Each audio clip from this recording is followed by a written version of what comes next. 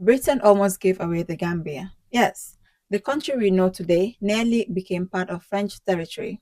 Back in the 1800s, the Gambia was a small British colony surrounded by French territory in Senegal. To some British officials, keeping the Gambia no longer seemed useful or profitable.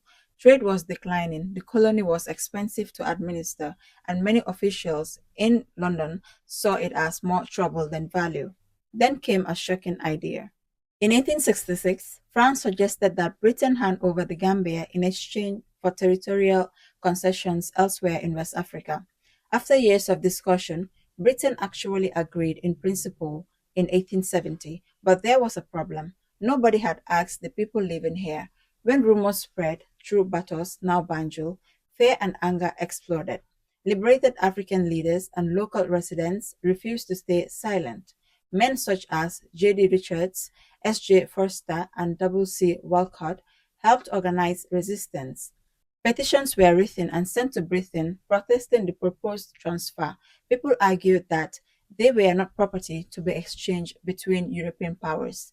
They had lived under British rule and did not want to be handed over without consent. The merchants were divided, but many powerful British traders also opposed the plan. One of the loudest voices was Thomas Brown, a member of the Legislative Council in Batos. Alongside other merchants, he challenged the proposal and even helped mobilize opposition in Britain. The first Gambian newspaper, the Batos Times, was reportedly founded partly to fight against the cession idea. Meanwhile, the drama reached the British Parliament. Some politicians argued that the Gambia was a burden with little value to Britain. One British official described it as absolute burden and questioned why Britain should keep it at all. Others strongly disagree, arguing that people living in the Gambia could not simply be traded away like merchandise, and that Parliament should never approve such a deal without consent.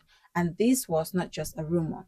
French officials even visited Batos during the negotiations and inspected buildings while discussions were still ongoing. Many residents feared the transfer was already being prepared behind closed doors. Local meetings were held, and community leaders openly protested to remain under British rule. The first proposal collapsed in 1870, but the story did not end there. France raised the idea again between 1874 and 1876. Once again, Batos pushed back. Liberated African leaders formed organizations. Merchants organized resistance, and petitions returned. The opposition became too strong, and Britain finally abandoned the negotiations. So, when people say history could have been different, the Gambia is proof. If those negotiations had succeeded, the Gambia today might even be speaking French and following a very different colonial path. Sometimes history changes not only because of kings and empires, but because ordinary people refused to be traded away.